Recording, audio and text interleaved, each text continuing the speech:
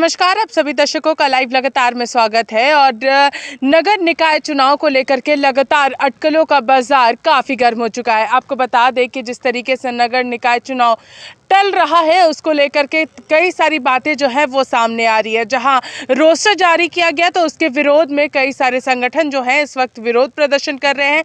राज्यपाल से मुलाकात की, राज्यपाल ने भी अपना मंतव्य जो है वो भेज दिया था, जिसके बाद टीएसी की बैठक हुई मगर उसमें कोई भी निष्कर्ष नहीं निकला। जब इसको लेकर के आलमगीर आलम से बातचीत की गई तो सुनिए उन्होंने क्या कुछ कहा है। देखिए, आज जो है कल टीएससी का मीटिंग हुआ, उसमें यही हम लोग को देखने में आया कि 11 जो है बिंदुओं पर बातचीत पारित किया गया। और जहाँ तक है कि नगर पालिका नगर निकाय का चुनाव का ऐलान भी होने वाला है।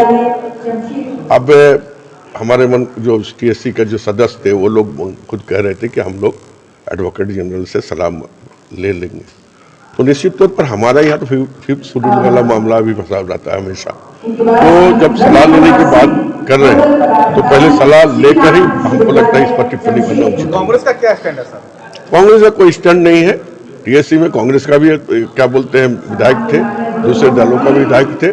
और निश्चित तौर पर जहाँ तक लॉ के मार्ग है कि विधि विभाग से और जो हमारे विधि निर्णायक होते हैं या एडवोकेट जनरल होते हैं उससे राय लेकर ही इस चीज को किया जाए। सर, लेकिन सरकार की तरफ से देरी हुई क्या? पहले ही राज्यपाल के सूचना से पहले जो मुहर लग गई राज्यपाल की, उससे पहले ही ये सारी चीज करा लिए जाते। नहीं, ये बात बाद में आया जब वहां से राज्यपाल का यहाँ से जब ये हो गया कि उसको स्वीकृति दे दिया, तब ये लोग कुछ संगठन जो है इसको बोल रहे हैं कि ये गलत हुआ है।